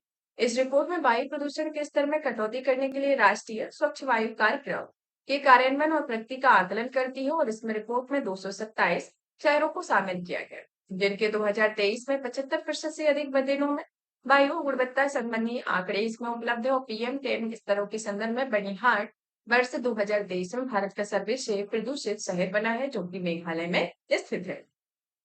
वर्ष 2023 में PM10 के स्तरों के संदर्भ में भारत में 50 सबसे प्रदूषित शहरों में भारत के शहरों में बिहार के सर्वाधिक 19 शहर इसमें शामिल हैं। फिर आता है हरियाणा, जिसके 8 शहर। इसके बाद आपका राजस्थान, जिसके 8 शहर इसके अंतर्गत शामिल है। PM10 स्तरों के संदर्भ में भारत के 50 सर्वाधिक प्रदूषित शहरों में उत्तर प्रदेश के 7 शहर, जिसमें ग्रेटर नोएडा, गाजियाबाद, मेरठ, मुजफ्फरनगर, बागपत और बुलंदशहर इसके अंतर्गत शामिल होते हैं। अब आता है कि इसमें जो भारत के शीर्ष 5 प्रदूषित शहर 2023 के बारे में, जो PM10 सांद्रताओं के आधार पर होते हैं। इसमें शहर जो रहा है उसमें बर्निहाट मेघालय में, बेगूसराय बिहार में, ग्रेटर नोएडा उत्तर प्रदेश में, श्री गंगानगर राजस्थान में, छपरा बिहार में रहा। PM2.5 सांद्रताओं के संदर्भ में बर्निहाट वर्ष 2023 में भारत का सबसे प्रदूषित रहा। बर्निहाट में PM2.5 वार्षिक औसत सांद्रता 152 माइक्रोग्राम प्रति मीटर क्यूब यानी वर्ग दर्ज की गई है। भारत के शीर्ष 3 शहर आते हैं, जिसमें बर्निहाट मेघालय, फिर आता है दूसरे नंबर पर बेगूसराय बिहार, फिर आता है दिल्ली, जो कि तीसरे नंबर पर वार्षिक औसत PM2.5 सांद्रता के संदर्भ में बताता है। भारत का पहला डार्क स्काई पार्क के बारे में, जो कि भारत का पहला डार्क स्काई पार्क पेंच मार्क अभ्यारण्य है। इस अभ्यारण्य का दर्जा देने का उद्देश्य प्रकाश प्रदूषण की समस्या से निपटना और खगोल विज्ञान के प्रति रुचि रखने वाले लोगों के लिए एक इष्टतम वातावरण को सृजित करता है। पेंचबाग अभ्यारण्य में एक रात्रि वेधशाला की स्थापना की गई है, और यहाँ एक विशिष्ट क्षेत्र को तारा अवलोकन के लिए निर्दिष्ट किया गया। उपयुक्त पहलों के माध्यम से देखा जाए तो पेंचबाग अभ्यारण्य देश भर में खगोल विज्ञान में रुचि रखने वाले व्यक्तियों के लिए शिक्षा एवं अनुसंधान में सहायक सिद्ध होता है। पेंचबाग अभ्यारण्य एशिया का 5वां डार्क स्काई पार्क भी है। पेंचबाग अभ्यारण्य में 2 राज्यों, जिसमें मध्य प्रदेश और महाराष्ट्र में ये विस्तृत है। डार्क स्काई इंटरनेशनल के अनुसार एशिया में 4 अन्य डार्क स्काई पार्क भी हैं, जैसे कि हेहुआन पर्वत ताइवान में स्थित है, एरी ओमाटो इशिगोर की राष्ट्रीय उद्यान जापान में, कोजिशिमा डार्क स्काई आइलैंड जापान में स्थित है। फिर 4th नंबर पर आता है योंग यांग फायरफ्लाई इको पार्क, जो कि दक्षिण कोरिया में स्थित है। डार्क स्काई इंटरनेशनल का जो अंतरराष्ट्रीय डार्क स्काई स्थल है, वह विश्व भर में उन समुदायों, पार्कों और संरक्षित क्षेत्रों को प्रमाणित करता है जो उत्तरदायी प्रकाश नीतियों और सार्वजनिक शिक्षा के माध्यम से अंधेरे स्थलों की सुरक्षा और उनका संरक्षण करते हैं। तो इसके अंतर्गत आता है डार्क स्काई पार्क के बारे में, जो कि रात्रिकालीन आकाश को कृत्रिम प्रकाश से होने वाले प्रदूषण से संरक्षित करने के उद्देश्य से निर्दिष्ट होता है। इन क्षेत्रों के परिणाम स्वरूप एक ऐसा वातावरण सृजित होता है जो स्थानीय पारिस्थितिकी तंत्र को पनपने में सहायता करता है। दक्षिण पूर्व एशिया का पहला नाइट स्काई सफारी है, और इसका सफारी जो है वह लद्दाख में स्थापित किया जा रहा है। यह पूर्वी लद्दाख के हानले गांव में स्थित होगा। इसमें 1073 वर्ग किलोमीटर से अधिक क्षेत्र में विस्तृत ये अभ्यारण्य जो है वह चांगथांग वन्य जीव अभ्यारण्य के अंतर्गत है, जिसकी स्थापना भारतीय खगोल भौतिकी संस्थान बेंगलुरु के सहयोग से की गई है। और यह अभ्यारण्य भारत में खगोल पर्यटन को बढ़ावा देता है। इसमें ऑप्टिकल और तो गामा किरण दूरबीनों के लिए विश्व में सर्वाधिक ऊंचाई पर स्थित स्थलों में से एक होगा। हाल ही में भारतीय खगोलीय वेधशाला स्थित है, जो कि माध्य समुद्र स्थल में 4500 मीटर की ऊंचाई पर स्थित होती है। नीलगिरी तहर परियोजना के बारे में कि 12 अक्टूबर 2023 को तमिलनाडु के मुख्यमंत्री ए.के. स्टालिन ने नीलगिरी तहर परियोजना को लॉन्च किया। 28 दिसंबर 2022 को तमिलनाडु ने अपने राजकीय पशु नीलगिरी तहर के संरक्षण के लिए नीलगिरी तहर परियोजना को मंजूरी प्रदान की है और भारत में इस प्रकार की यह पहली परियोजना है जिसमें 5 वर्षों की अवधि में, जो कि 2022 से 2027 तक की अवधि है, जिसमें इस परियोजना के बारे में जागरूकता पैदा करने के उद्देश्य से प्रति वर्ष 7 अक्टूबर को नीलगिरी तहर दिवस के रूप में मनाया जाए, जो कि पर्वतीय क्षेत्रों में पाया जाने वाला एक खुरदार जानवर है और इसे आईयूसीएन की रेड लिस्ट में संकटग्रस्त सूची में शामिल किया गया। नेक्स्ट आता है रक्षा विज्ञान के बारे में। तो जोरावर हल्का युद्ध क्षेत्र 13 सितंबर 2024 को डीआरडीओ द्वारा भारत के हल्के टैंक का विकासात्मक फील्ड फायरिंग परीक्षण सफलतापूर्वक संपन्न किया गया है और भारत के इस हल्के टैंक को जोरावर नाम दिया गया है। इस टैंक का नामकरण 19वीं शताब्दी में डोगरा जनरल जोरावर सिंह के नाम पर किया गया और यह लद्दाख और पश्चिमी तिब्बत में चीन की सेना के विरुद्ध सैन्य अभियान को संचालित करता है। जोरावर टैंक का यह विकासात्मक परीक्षण राजस्थान स्थित महाजन फील्ड फायरिंग रेंज में संचालित होता है और इस टैंक का विकास लार्सन एंड टूबो लिमिटेड सहयोग से संग्राम वाहन अनुसंधान विकास संस्थापन द्वारा किया गया और सीबीआरडीई डीआरडीओ की एक इकाई होती है और जोरावर टैंक को पहाड़ी क्षेत्रों में द्रुत गति और उच्च गतिशीलता को तैनात करने के लिए इसे डिजाइन किया गया। यह 25 टन वजनी जोरावर देश का पहला ऐसा टैंक होता है जिसे 2 वर्षों के रिकॉर्ड समय में परीक्षण के लिए इसे तैयार किया गया है और यह टैंक जो है परिवहन वायु मार्ग से किया जाता है और इसका उभयचर संचालन भी इसमें संचालित होता है। बीएलएसआर एसएएम सफल का सफल परीक्षण किया गया है कि डीआरडीओ और भारतीय नौसेना द्वारा बीएलएसआर एसएएम एक के बाद एक 2 उड़ान परीक्षण का सफलतापूर्वक संपन्न किया गया और इसे सर्वप्रथम 12 सितंबर 2024 को उड़ीसा के चांदीपुर स्थित एकीकृत परीक्षण रेंज बीएलएसएआर एसएएम का यह परीक्षण यह उड़ान भूमि आधारित ऊर्ध्वाधर लॉन्चर से किया गया और इस मिशन के तहत इस मिसाइल में कम ऊंचाई पर तेज गति से उड़ रही एक हवाई लक्ष्य को निशाना बनाया गया। यह इसका लगातार दूसरा सफल परीक्षण है जिसे 13 सितंबर 2024 को एकीकृत परीक्षण रेंज में संपन्न किया गया और इस मिशन के तहत इस मिसाइल में उच्च गति वाले हवाई लक्ष्य का अवरोधन कर लक्ष्यों को बेअसर करने के लिए सटीकता पर क्षमता पर ध्यान दिया गया है। इसका पूर्ण नाम ऊर्ध्वाधर प्रक्षेपित की जाने वाली लघु धुआं की सतह से हवा में मार करने वाली एक मिसाइल होगी। यह एक तरीके से पोत से दागी जाने वाली हथियार प्रणाली है जिसका उद्देश्य निकट दूरी पर स्थित विभिन्न हवाई खतरों को बेअसर करना होता है। मालवीय और मुल्की का जलावतरण के बारे में कि 9 सितंबर 2024 को एसडब्ल्यूसी यानी कि anti submarine warfare shallow watercraft परियोजना के चौथी और 5वें पोतों मालवीय मुल्की का कोची में जलावतरण किया गया।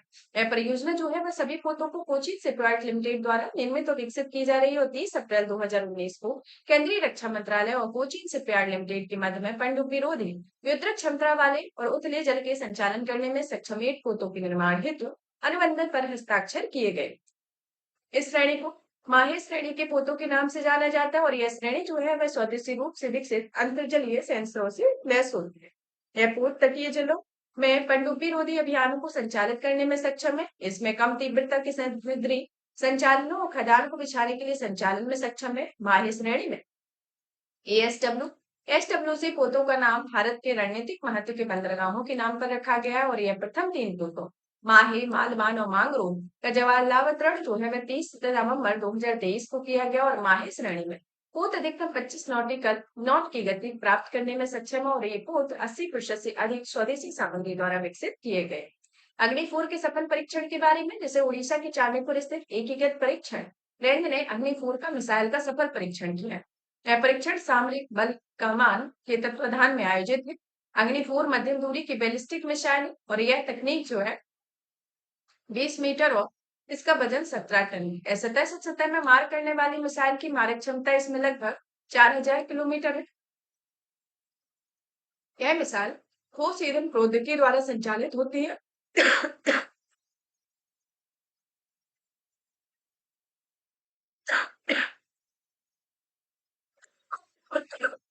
Sorry ring laser like gyro based inertial navigation और माइक्रो नेविगेशन सिस्टम इस मिशन के लक्ष्य को सटीकता से भेजने में मदद करता है। मिसाइल में संलग्न पुनर्प्रवेश ऊष्मा कवच इसे 4000 डिग्री सेंटीग्रेड तापमान को सहन करने में सक्षम बनाता है और यह सुनिश्चित करता है कि इसमें अंदर का तापमान 50 डिग्री सेल्सियस से कम है, ताकि मिसाइल की उड़ान प्रणाली सामान्य रूप से कार्य कर सके। इसके अंतर्गत आता है। अब आता है अग्नि फर्स्ट का जो सफल परीक्षण किया गया उसके बारे में, कि 7 दिसंबर 2023 को उड़ीसा तट पर स्थित डॉक्टर एपीजे कलाम अब्दुल कलाम द्वीप में अग्नि फर्स्ट का मिसाइल का सफल परीक्षण किया गया। यह परीक्षण जो है वह सामरिक बल कमान के तत्वाधान में किया गया और इसमें अग्नि फर्स्ट की लघु दूरी की बैलिस्टिक मिसाइल रही हुई है। समुद्र पर प्रताप के बारे में, जो कि प्रदूषण नियंत्रण पोत है, जिसे गोवा में पहले स्वदेश निर्मित प्रदूषण नियंत्रण पोत का जलावतरण किया गया है। इस पोत का नाम समुद्र प्रताप रखा गया है। इस पोत का निर्माण गोवा शिपयार्ड लिमिटेड द्वारा भारतीय तट रक्षक बल के हेतु किया जाता है। यह समुद्री तटों का तेल रिसाव की घटनाओं का पता लगाना और उन्हें रोकने में मदद करता है, जिसकी लंबाई 114.5 मीटर है, चौड़ाई 16.5 मीटर और विस्थापन क्षमता 4170 टन होती है। सेवेक्स 2 विस्फोटक के बारे में, कि इकोनॉमिक्स एक्सप्लोरेविक्स लिमिटेड द्वारा एक नए विस्फोटक का विकास किया गया। इस विस्फोटक का नाम सेबेक्स 2 है। यह विस्फोटक वर्तमान में उपलब्ध किसी भी ठोस विस्फोटक की तुलना में कहीं अधिक शक्तिशाली विस्फोटक करने में सक्षम होता है। इस विस्फोटक का जो मानक है वह टीएनटी से 2.01 गुना अधिक घातक होता है और उच्च प्रदर्शन विस्फोटक को भारतीय वायु नौसेना द्वारा प्रमाणित किया जाता है और विश्व स्तर पर सबसे शक्तिशाली गैर परमाणु विस्फोटकों में से एक होता है। सेवेक्स 2 एचएमएक्स यानी कि हाई मेल्टिंग एक्सप्लोजिव प्रौद्योगिकी पर आधारित होता है और यह इकोनॉमिक एक्सप्लोरर्स लिमिटेड नागपुर स्थित सोलर इंडस्ट्रीज इंडिया लिमिटेड की एक सहायक कंपनी होती है। आईएनएस अरिहंत, जो कि भारतीय नौसेना में शामिल है, उसके बारे में, कि 29 अगस्त 2024 को विशाखापट्टनम में आयोजित एक समारोह में आईएनएस अरिहंत का भारतीय नौसेना में शामिल किया गया है। यह अरिहंत भारत की दूसरी स्वदेश निर्मित परमाणु पनडुब्बी है और यह अरिहंत श्रेणी की दूसरी पनडुब्बी है। अरिहंत श्रेणी की पहली पनडुब्बी आईएनएस अरिहंत को वर्ष 2016 में भारतीय नौसेना ने शामिल किया हुआ है। आईएनएस अरिहंत भारतीय सक्षम बैलिस्टिक मिसाइल से लैस है और इस पनडुब्बी में स्वदेशी रूप से निर्मित किए गए तकनीकी सुधार ने इसे आईएनएस अरिहंत की तुलना में अधिक उन्नत बना दिए। 6000 टन वजनी आईएनएस अरिहंत 83 मेगावाट क्षमता के दाबित हल्के जल परमाणु रिएक्टर द्वारा संचालित होती है और आईएनएस अरिहंत को 750 किलोमीटर की मारक दूरी वाली के-50 मिसाइलों से लैस किया गया। गौरव लंबी दूरी के ग्लाइड बम के बारे में, कि 13 अगस्त 2024 को डीआरडीओ ने एक लंबी दूरी के ग्लाइड बम का पहला उड़ान परीक्षण किया हुआ है। इस बम को गौरव का नाम दिया गया है। यह परीक्षण ओडिशा के तट पर संचालित किया गया और इस परीक्षण में के तहत बम को भारतीय वायुसेना में सुखोई 30 एमके फर्स्ट लड़ाकू विमान द्वारा लॉन्च किया गया। यह प्रथम उड़ान परीक्षण के दौरान ग्लाइडेड बम में निर्धारित लक्ष्यों को उच्च सटीकता से ध्वस्त करती है और यह परीक्षण विकास एवं उत्पादन साझेदारों यथा अडानी डिफेंस एंड एरोस्पेस और भारत फोर्स लिमिटेड ने भाग लिया हुआ है। गौरव जो है एक तरीके से वायु से लॉन्च किया जाने वाला ग्लाइड बम है और यह 1000 किलोग्राम श्रेणी का एक ग्लाइड बम होता है। इस बम को हैदराबाद स्थित अनुसंधान केंद्र इमारत द्वारा स्वदेशी रूप से विकसित किया गया है। बैलिस्टिक मिसाइल प्रतिरक्षा प्रणाली उड़ान परीक्षण के बारे में, 24 जुलाई 2024 को डीआरडीओ द्वारा द्वितीय चरण का बैलिस्टिक मिसाइल प्रतिरक्षा प्रणाली का यह चरण सफलतापूर्वक संपन्न किया। यह 5000 किलोमीटर की रेंज के बैलिस्टिक मिसाइलों के विरुद्ध सुरक्षा प्रदान करने में देश में स्वदेशी क्षमता का निर्माण मतलब की प्रदर्शन किया गया। यह प्रथम चरण बैलिस्टिक मिसाइल प्रतिरक्षा प्रणाली के पहले ही तैनात होता है, जिसमें 2000 किलोमीटर की रेंज वाला बैलिस्टिक मिसाइलों का अवरोधन करने में सक्षम होता है। द्वितीय चरण की बैलिस्टिक मिसाइल प्रतिरक्षा प्रणाली में प्रथम परीक्षण नवंबर 2022 में किया गया और यह देखा जाए तो ये लक्ष्य मिसाइल धामरा उड़ीसा में लॉन्च की गई है और यह एक शत्रु की बैलिस्टिक मिसाइल के रूप में इसका एक लक्ष्य निर्धारित किया गया है, यानी कि लक्ष्य मिसाइल नाम दिया गया है। इस मिसाइल के जो अवरोधन में देखा जाए तो इसे द्वितीय चरण में एडी अंतः वायुमंडलीय मिसाइल के चांदीपुर स्थित एकीकृत परीक्षण रेंज में इसे लॉन्च किया गया है। ये आता है कि स्वदेशी विकसित द्विचरणीय मिसाइल एडी अंतः वायुमंडलीय मिसाइल होती है। यह ठोस प्रणोदक युक्त सतह से लॉन्च की जाने वाली मिसाइल प्रणाली और इस प्रणाली में अंतः वायुमंडल में निम्न वायुमंडलीय क्षेत्रों में शत्रु की बैलिस्टिक मिसाइलों को बेअसर करने में एक सक्षम होती है। आईएनएस त्रिपुट का जलावतरण के बारे में, तो गोवा में आईएनएस त्रिपुट का जलावतरण किया गया। यह त्रिपुट जो है गोवा शिपयार्ड लिमिटेड द्वारा निर्माणाधीन 2 अत्याधुनिक युद्धपोतों की श्रृंखला का पहला पोत। इस पोत का निर्माण भारतीय नौसेना के द्वारा किया जा रहा है। आईएनएस त्रिपुट का नामकरण शक्तिशाली तीर के नाम पर किया गया है, जो भारतीय नौसेना की अदम्य भावना और दूर एवं गहराई तक मार करने की क्षमता का प्रतिनिधित्व करता है। इस पोत को शत्रु के सतही पोत पनडुब्बियों विमानों के विरुद्ध युद्ध अभियानों के संचालन हेतु डिजाइन किया गया। इस पोत की लंबाई 124.8 मीटर है, चौड़ाई 15.2 मीटर है। त्रिपुट श्रेणी के में पोत से प्राप्त तेग और तलवार श्रेणी में के पोतों को अनुवर्ती पोत है और यह प्रथम अवसर है जिसमें युद्ध पोतों का निर्माण किसी भारतीय शिपयार्ड द्वारा स्वदेशी रूप से किया जा रहा है। और 25 जनवरी 2019 को त्रिपुट श्रेणी के 2 अत्याधुनिक युद्ध पोतों के निर्माण के लिए केंद्रीय रक्षा मंत्रालय और गोवा शिपयार्ड लिमिटेड के मध्य अनुबंध हस्ताक्षरित हुआ। अभ्यास सफल परीक्षण 27 जून 2024 को डीआरडीओ द्वारा अभ्यास के लगातार 6 विकासात्मक उड़ान परीक्षण सफलतापूर्वक संपन्न किए। यह परीक्षण उड़ीसा के चांदीपुर स्थित एकीकृत परीक्षण रेंज के तहत किया गया है। यह उन्नत बूस्टर कॉन्फ़िगरेशन के साथ पूरे किए गए। यह अभ्यास एक उच्च गति वाला या नष्ट होने वाले योग्य लक्ष्य होते हैं और यह अभ्यास का प्रयोग एक हवाई वास्तु के रूप में किया गया है जिसे परीक्षण एवं अभ्यास सत्रों के दौरान मिसाइलों अन्य पेलोड द्वारा निशाना बनाया जा रहा है। अभ्यास को डीआरडीओ के बेमानी विकास प्रतिष्ठान द्वारा किया गया है। इसे एडीए द्वारा स्वदेशी रूप से निर्मित ऑटो पायलट की मदद से स्वायत्त उड़ान के लिए डिजाइन किया गया है। लॉर्सन एंड टूब्रो के उत्पादन जैसे एजेंसियों के विकास के लिए होता है और यह अभ्यास के लिए खतरे की वास्तविक परिदृश्य को उपलब्ध भी कराता है। रुद्रम फर्स्ट का सफल परीक्षण जो कि 2 मई 2024 को चंदन रेंज राजस्थान में भारत की पहली स्वदेश निर्मित नई पीढ़ी विकिरण रोधी मिसाइल का उड़ान परीक्षण हुआ है। यह जो रुद्रम फर्स्ट है इसे एलजीएआरएम के द्वारा लोकप्रिय मतलब कि रुद्रम एम के नाम से लोकप्रिय है और इसे पहले एनजीएआरएम कहा जाता था।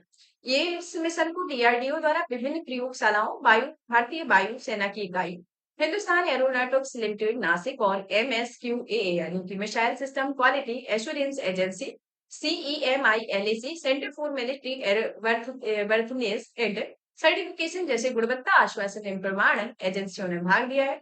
रुद्रम हवा से हवा में मार करने वाली मिसाइलों में से एक श्रृंखला होती है और इस मिसाइल को विशेष रूप से भारतीय वायुसेना के लिए निर्मित किया गया। हैदराबाद स्थित डीआरडीएल यह मिसाइल के विकास में नोडल एजेंसी के रूप में कार्य किया है। प्रक्षेपण स्थितियों के आधार पर इसकी मारक क्षमता अलग अलग हो सकती है। इस मिसाइल को 500 मीटर की 15 किलोमीटर तक के उन्नतांश और 0.6 से 2 मैक तक की गति को दागा जा सकता है। सुखोई 30 MKI लड़ाकू विमान में एकीकृत किया गया लेकिन इसे अन्य लड़ाकू विमानों में प्रक्षेपित किया गया। रुद्रम फर्स्ट वायुसेना की दुश्मन की वायु रक्षा क्षमता का दमन करने में एक सहायक सिद्ध होता है। रुद्रम सेकंड जो कि एक सफल उड़ान परीक्षण है इसे 29 मई 2024 को डीआरडीओ द्वारा उड़ीसा तट ने रुद्रम सेकंड उड़ान को सफलतापूर्वक संपन्न किया है। यह परीक्षण भारतीय वायुसेना के सुखोई 30 MK फर्स्ट विमान से किया गया है। यह सशस्त्र बलों के लिए शक्ति गुणक के रूप में रुद्रम सेकंड मिसाइल को भूमिका निभाता है। रुद्रम सेकंड जो है स्वदेशी विकसित ठोस प्रतिरोधक चालक मिसाइल होती है। वायु की सतह पर मार करने वाली मिसाइल कई प्रकार के दुश्मन की वायु परिसंपत्तियों को ध्वस्त भी कर सकती है।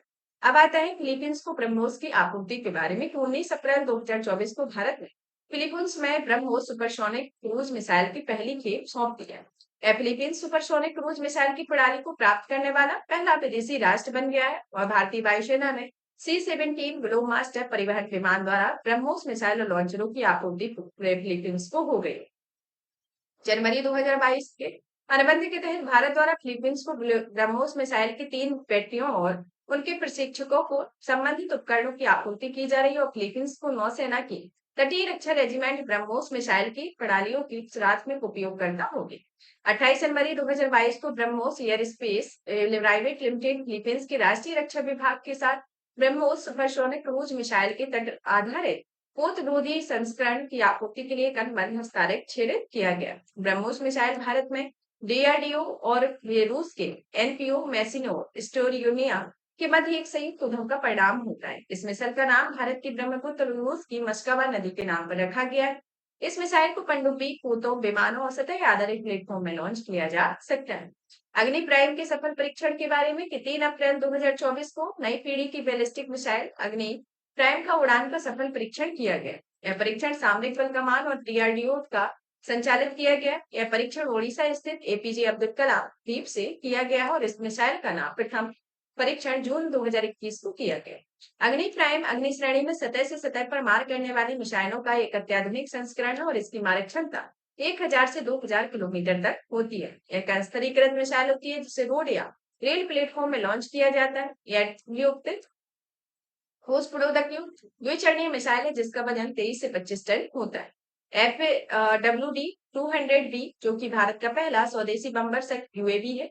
इसे मई 2024 में बेंगलुरु कर्नाटक स्थित flying west defence and aerospace technology ने FWD 200B नामक एक मानव रहित विमान का अनावरण किया। इस कंपनी का दावा है कि यह भारत का पहला स्वदेशी बम वर्षक UAV यानी कि India's first indigenous bomber unmanned aerial vehicle होता है। अब आता है कि पनडुब्बी रोधी पोत अग्रे और अक्षय लॉन्च किया गया है उसके बारे में। ये 13 मार्च 2024 को भारतीय वायुसेना यानी भारतीय नौसेना ने 2 पनडुब्बी रोधी पोतों INS अग्रे और INS अक्षय को कोलकाता में लॉन्च किया हुआ है। ये पोत जो है वह भारतीय नौसेना के लिए messrs guided reach acid builders and engineers GRESSE द्वारा निर्माणाधीन 8 submarine anti submarine warfare cell watercraft परियोजना के तहत 5वें और 6ठे पोत रहे। 29 अप्रैल 2019 को रक्षा मंत्रालय और GRSE कोलकाता के बीच 8 एंटी सबमरीन वॉरफेयर एसएरओ वाटरक्राफ्ट निर्माण के लिए अनुबंध पर हस्ताक्षर किए और इस अनुबंध में पहले anti submarine warfare craft Arnala का जलावतरण 20 दिसंबर 2022 को चेन्नई के तट पर किया गया और यह दूसरे पोत INS एंड्रोथ का जलावतरण मार्च 2023 में किया गया। अब आता है मिशन दिव्यास, जो कि 11 मार्च 2024 को रक्षा अनुसंधान एवं विकास संगठन MIRV क्रोधिकी में लैस अग्नि 5 मिसाइल का प्रथम उड़ान परीक्षण सफलतापूर्वक लॉन्च किया है। यह परीक्षण मिशन दिव्यास नाम से किया गया है। यह परीक्षण उड़ीसा स्थित डॉक्टर APJ अब्दुल कलाम से द्वीप से किया गया और इस मिशन में निर्दिष्ट मानकों को सफलतापूर्वक पूरा किया गया। यह एक प्रौद्योगिकी सुसज्जित अग्नि 5 मिसाइल के सफल परीक्षण के लिए भारत, अमेरिका, यूके, रूस, फ्रांस, चीन जैसे देशों के विशिष्ट समूह में शामिल हो गया और इस प्रौद्योगिकी को सफलतापूर्वक विकास किया गया और यह MIRV प्रौद्योगिकी से लैस अवाबील मिसाइलों के विकास का दावा किया गया है, जिसका परीक्षण वर्ष 2017 और 2023 में किया जा चुका है और यह अग्नि 5 एक त्रिचरणीय प्रक्षेपास्त्र होता है, जो कि एक ठोस प्रोडक्ट संचालित प्रक्षेपास्त्र एक तरीके से है। अब आता है MIRV प्रौद्योगिकी के बारे में, जो कि जिसको पूर्ण नाम multiple independently targetable re entry vehicle होता है। इसकी पहली परिचालन MIRV प्रणाली को तैनात करने का श्रेय संयुक्त राज्य अमेरिका को दिया गया। यह प्रौद्योगिकी किसी मिसाइल को एक साथ कई युद्ध शीर्षों को वहन करने और उन्हें किसी लक्ष्य पर स्वतंत्र रूप से दागने में सक्षम बनाती है। यह पारंपरिक मिसाइलों की एक युद्ध शीर्ष या हथियार वहन करती है जो हविष्ट लक्ष्य पर जाकर हमला करती है और इसके विपरीत MIRV प्रौद्योगिकी को सुसज्जित मिसाइलों और कई युद्ध शीर्षों को वहन कर सकती है, जिसमें प्रत्येक युद्ध शीर्ष को एक पृथक लक्ष्य का हमला करने के लिए प्रोग्राम किया जाता है। यह एक जटिल प्रौद्योगिकी है जो एकल बैलिस्टिक मिसाइल की विध्वंसक क्षमता में उल्लेखनीय वृद्धि को दर्शाती है और यह जो है एक तरीके से लैस कोई मिसाइल किसी देश की मिसाइल प्रतिरक्षा प्रणाली को भेदने में भी सक्षम होती है। प्रथम made in India ASTDS tug ocean grace के बारे में कि 2 मार्च 2024 को भारत के प्रथम स्वदेश निर्मित ASTDS टग ओशन ग्रेस का उद्घाटन किया है।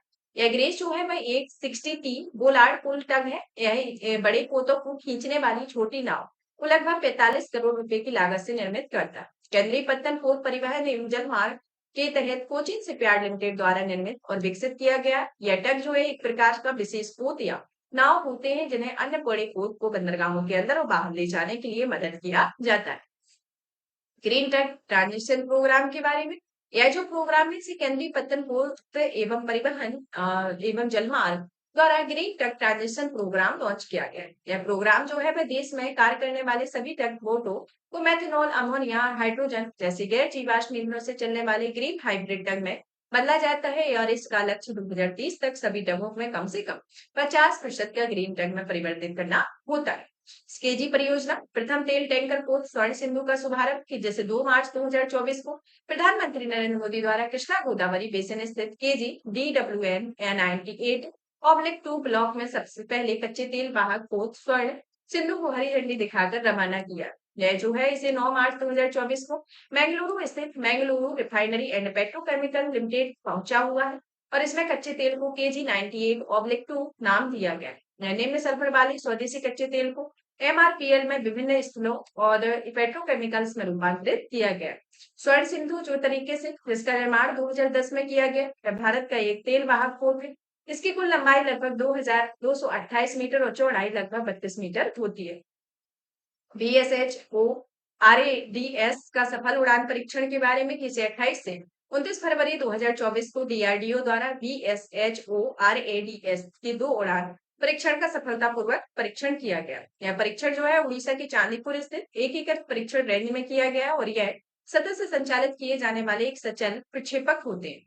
यह परीक्षण उच्च गति वाले मानव रहित हवाई लक्ष्यों के विरुद्ध संचालित होते हैं और इसका पूर्ण नाम बहुत कम दूरी की वायु रक्षा प्रणाली very short range air defence system होता है और यह एक तरीके से बहनीय वायु सुरक्षा प्रणाली होती है। यह स्वदेशी रूप से डीआरडीओ की एक प्रयोगशाला द्वारा अनुसंधान केंद्र इमारत हैदराबाद द्वारा डिजाइन की गई है और इसमें डीआरडीओ की अन्य प्रयोगशालाओं भारतीय उद्योग भागीदारों में भी ये सहायक होती है। इस के अंतर्गत देखा जाए मानस पेट जो कि मानव द्वारा बहनीय वायु रक्षा प्रणालियां man portable air defence system होती है। इसे मनुष्य द्वारा कंधे पर रखकर दागी जा सकने वाली विमान रोधी मिसाइलों के नाम से जाना जाता है। यह सतह से हवा में मार करने वाली मिसाइलें हैं और ऐसी मिसाइलों को मात्र एक सैनिक द्वारा ही कहीं पर ले जाकर दागा जा सकता है। अगालेगा द्वीप में हवाई पट्टी और जेटी का उद्घाटन 29 फरवरी 2024 को मॉरिशस के अगालेगा द्वीप में एक नई हवाई पट्टी एक सेंट जेम्स जेटी घाट का उद्घाटन किया है। यह उद्घाटन जो है प्रधानमंत्री नरेंद्र मोदी और मॉरिशस के प्रधानमंत्री प्रविंद जुगनौथ द्वारा वीडियो कॉन्फ्रेंसिंग के माध्यम से किया गया और वर्ष 2015 में भारत और मॉरिशस के अगालेगा द्वीप में समुद्री और हवाई परिवहन सुविधाओं के सुधार के लिए समझौते ज्ञापन पर हस्ताक्षर हुए और इसका जो उद्देश्य रहा है वह सुदूर द्वीप के निवासियों की स्थिति को सुधारने में मदद करता है। इसके तहत अगालेगा द्वीप एक जेटी या घाट का निर्माण एक हवाई पट्टी का निर्माण भी शामिल है और इसके पश्चात इसमें भारतीय नौसेना अपना बेस स्थापित कर मोजाम्बिक चैनल पर समुद्री गश्ती कर सकेगी। भारतीय नौसेना की लंबी दूरी के विमान अगालेगा में संचालित होकर पश्चिमी और दक्षिणी हिंद महासागर और अफ्रीका के पूर्वी और दक्षिणी तटों की नजर रखने में सक्षम होता है और 12 फरवरी 2024 को भारतीय प्रधानमंत्री और मॉरिशस के प्रधानमंत्री ने संयुक्त रूप से भारत मॉरिशस में यूपीआई और रुपे कार्ड को लॉन्च किया हुआ है। समर वायु रक्षा प्रणाली के बारे में जिसे 17 फरवरी 2024 को वायु शक्ति 2024 के अभ्यास के दौरान भारतीय वायु सेवा द्वारा समर प्रणाली का उड़ान का परीक्षण किया गया। यह परीक्षण जो है पोखरण रेंज में किया गया। 17 दिसंबर 2023 को भारतीय वायुसेना ने अस्त्र शक्ति 2023 में युद्धाभ्यास के दौरान समर वायु रक्षा प्रणाली का सफल परीक्षण किया है।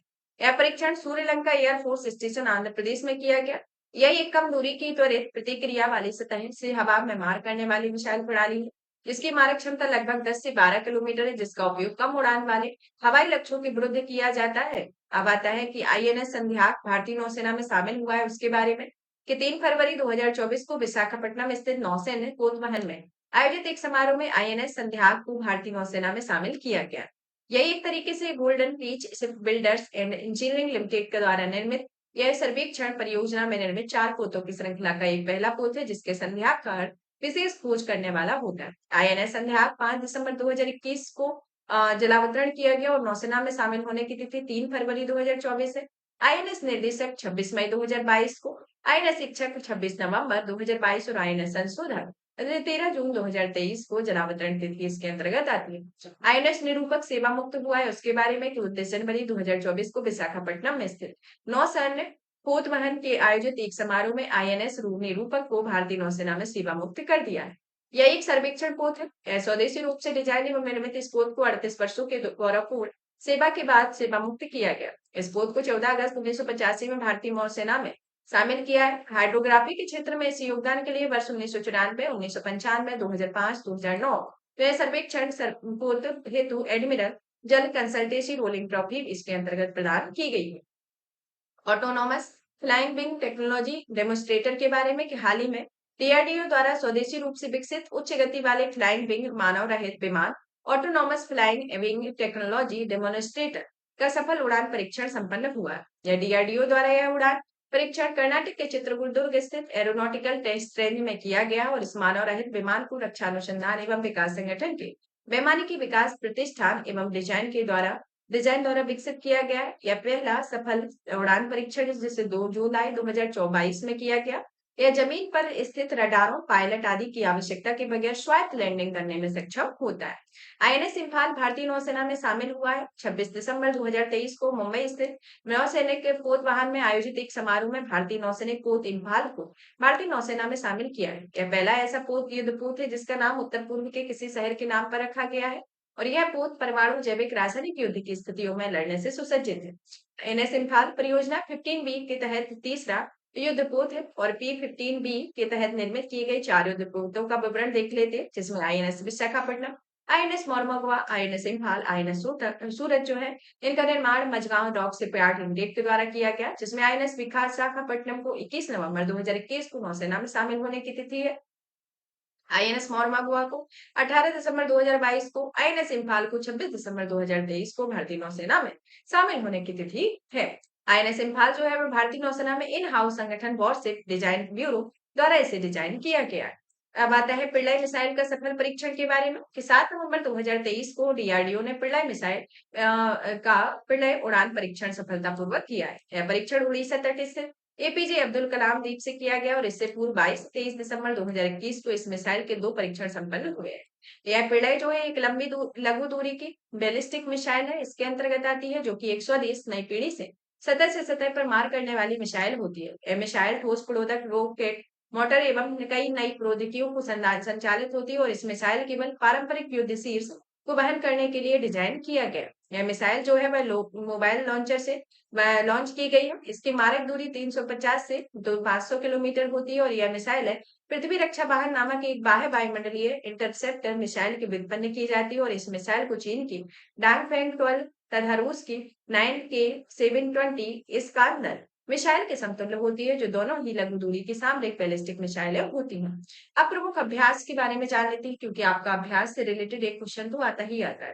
तो इसमें युद्ध अभ्यास, भागीदार देश, प्रकार और विशेषताएं दी गई हैं। तो इसमें हमारा जो लेटेस्ट वाला युद्ध अभ्यास रहा है, जो 13 से 26 सितंबर में भारत और ओमान के बीच हुआ है, अज नजाह, जो कि एक द्विवार्षिक संयुक्त सैन्य अभ्यास है। यह इसका 5वां संस्करण है, जो ओमान में आयोजित है। फिर आता है युद्ध अभ्यास 9 से 22 सितंबर 2023-24 को भारत अमेरिका में। संयुक्त सैन्य अभ्यास, जो कि 20वां संस्करण है, Mahar field firing range Rajasthan में आयोजित है। मित्र शक्ति, जो कि 12 से 25 अगस्त 2024 को हुआ, यह भारत श्रीलंका में संयुक्त सैन्य अभ्यास है। 10वां संस्करण है, श्रीलंका में आयोजित है। मैत्री के बारे में, जो कि भारत थाईलैंड के बीच है, संयुक्त सैन्य अभ्यास है। 13वां संस्करण है, थाईलैंड में आयोजित है। नॉर्डिक एलिफेंट 2024, जो कि भारत मंगोलिया के बीच संयुक्त सैन्य अभ्यास है, 16वां संस्करण है, उमरोई मेघालय में आयोजित है। जिमेक्स 2024, जो भारत और जापान में द्विपक्षीय सैन्य अभ्यास है, 8वां संस्करण है, जापान में आयोजित है तथा भारतीय नौसेना के आईएनएस शिवालिक द्वारा प्रतिभाग है। तर्कस के बारे में, जो कि भारत अमेरिका में है, इसका 7वां संस्करण है। सागती के बारे में, जो कि भारत फ्रांस में संयुक्त सैन्य अभ्यास है, 7वां संस्करण, उमरोई मेघालय में आयोजित है। अभ्यास डेस्टिलेट भारत उज्बेकिस्तान में सैन्य अभ्यास है, जो 5वां संस्करण टर्मेज उज्बेकिस्तान में आयोजित है। सी डिफेंडर्स जो है भारत अमेरिका में समुद्री सुरक्षा अभ्यास पोर्ट ब्लेयर में आयोजित है। धर्म गार्जियन, जो कि भारत जापान में वार्षिक संयुक्त सैन्य अभ्यास है, 5वां संस्करण आता है, महाजन फील्ड फायरिंग रेंज राजस्थान में आयोजित है। समुद्र लक्षण जो आता है भारत मलेशिया में द्विपक्षीय समुद्री अभ्यास है, 3रा संस्करण है, विशाखापट्टनम में आयोजित है। आईएनएस कप्तान का द्वारा प्रतिभाग है। कटलेट्स एक्सप्रेस एक बहुराष्ट्रीय है, जैसे समुद्री अभ्यास है, जिसे पोर्ट विक्टोरिया सेशल्स में आयोजित किया गया है। आईएनएस तीर द्वारा प्रतिभाग है। फिर आता है लामितिये 2024, जो कि भारत और सेशल्स के बीच एक द्विवार्षिक समयुक्त सैन्य अभ्यास है। यह इसका 10वां संस्करण है और ये सेशल्स में आयोजित है। आईएमटी ट्राइडलेट 2024, जो कि भारत मोजाम्बिक तंजानिया में त्रिपक्षीय समुद्री अभ्यास और द्वितीय संस्करण मोजाम्बिक में आयोजित है। टाइगर ट्राइब जो है भारत अमेरिका में त्रिसेवा मानवीय सहायता और आपदा राहत अभ्यास है, यह पूर्वी समुद्र तट पर आयोजित है। धर्म गार्जियन, जो कि भारत और जापान में है, सैन्य अभ्यास है, 5वां संस्करण है, राजस्थान में आयोजित। शांति प्रयास 4, जो कि बहुराष्ट्रीय शांति स्थापना का अभ्यास है, नेपाल में आयोजित है। दोस्ती, जो कि भारत मालदीव श्रीलंका में है, द्विवार्षिक समुद्री अभ्यास है, 16वां संस्करण है, मालदीव में आयोजित है। सदा तनसे का युद्ध अभ्यास, जो कि भारत और सऊदी अरब में संयुक्त सैन्य अभ्यास है, प्रथम संस्करण है, राजस्थान में आयोजित। खंजर, जो कि भारत और किर्गिस्तान में है, संयुक्त विशेष बल अभ्यास है, 11वां संस्करण है। साइक्लोन भारत और मिस्र में है, संयुक्त विशेष बल अभ्यास है, अंसास मिस्र में आयोजित है। डिजर्ट साइक्लोन, जो कि भारत और यूएई में संयुक्त सैन्य अभ्यास है, इसका प्रथम संस्करण है, जो कि राजस्थान में आयोजित है और 2 से 15 जनवरी 2024 में हुआ। डिजर्ट नाइट, जो कि भारत फ्रांस और यूएई के बीच हुआ त्रिपक्षीय वायु सैन्य अभ्यास, भारतीय वायुसेना के Sukhoi 30 MKI MiG-29 Jaguar C-130J आदि विमान शामिल है। अभ्यास अयुत्थाया भारत थाईलैंड में द्विपक्षीय समुद्री अभ्यास, प्रथम संस्करण है। एक्स बिन वैक्स 2023 भारत और वियतनाम में द्विपक्षीय सैन्य अभ्यास है, 4था संस्करण हनोई वियतनाम में आयोजित है। सूर्य किरण 17, जो कि भारत नेपाल में संयुक्त सैन्य अभ्यास, 17वां संस्करण पिथौरागढ़ उत्तराखंड में आयोजित है। ऑस्ट्रा हिंद 2023 भारत ऑस्ट्रेलिया में द्विपक्षीय सैन्य अभ्यास सैन्य परीक्षण और द्वितीय प्रसंस्करण पर्थ ऑस्ट्रेलिया में आयोजित हुआ। काजिंद 2023 भारत कजाकिस्तान में संयुक्त सैन्य अभ्यास 7वां संस्करण कजाकिस्तान में आयोजित। बोंगो सागर 2023 भारत बांग्लादेश में द्विपक्षीय नौसैनिक अभ्यास है, चौथा संस्करण है। हरिमऊ शक्ति 2023 जो कि भारत और मलेशिया में द्विपक्षीय स्पाइट प्रशिक्षण अभ्यास उमरोई छावनी मेघालय में आयोजित। सिम्बेक्स 2023 भारत और सिंगापुर के बीच नौसैनिक अभ्यास है, यह इसका 30वां संस्करण है, 2 चरणों में संपन्न है, सिंगापुर में आयोजित है। मालाबार 2023 11 से 21 अगस्त 2023 को आयोजित किया गया। यह बहुराष्ट्रीय अभ्यास है जिसमें भारत, जापान, ऑस्ट्रेलिया और अमेरिका शामिल है। यह समुद्री अभ्यास है जो कि भारत मेज ऑस्ट्रेलिया इसमें ऑस्ट्रेलिया एक मेजबान देश है और भारत की तरफ से आईएनएस कोलकाता, आईएनएस सह्याद्री और P8I समुद्री गश्ती विमान शामिल है और 17वां संस्करण जो कि वर्ष 2022 से इसके अंतर्गत शुरू हुआ। तो इसके अंतर्गत देखा जाए तो हमारा ये वैज्ञानिक परिदृश्य का टॉपिक फिनिश होता है। नेक्स्ट क्लास में आपको उत्तर प्रदेश का परिदृश्य कंप्लीट किया जाएगा, फिर उत्तर प्रदेश के परिदृश्य के साथ आपका आपका आएगा बिहार का, फिर आपके 3-4 ही टॉपिक बचे हैं, उन सभी को जल्दी ही कंप्लीट कर दिया जाएगा। तब तक आप इस सेशन को ज्यादा से ज्यादा शेयर करें, वीडियो को लाइक करें, चैनल को सब्सक्राइब करें। धन्यवाद।